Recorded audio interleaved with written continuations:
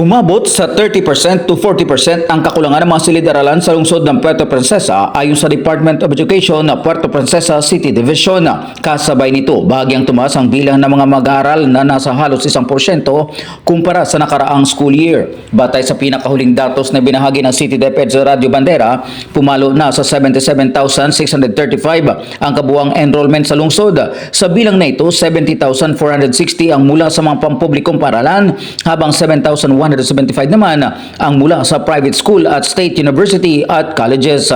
Pinakamarami pa rin ang mag-aaral sa antas ng elementarya na umabot sa 41,370, sinundan ng mga junior high school na may 23,248 at senior high school na may 13,017.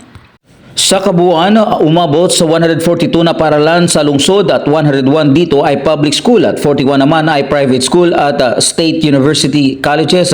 Ngunit nanatiling hamon ang kakulangan ng mga silid-aralan.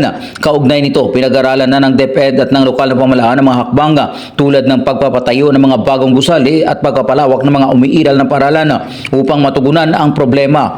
Inaasa namang magiging prioridad ito upang matiyak ang mas maayos at dekalidad na edukasyon para sa mga mag-aaral sa lungsod ng Puerto Princesa.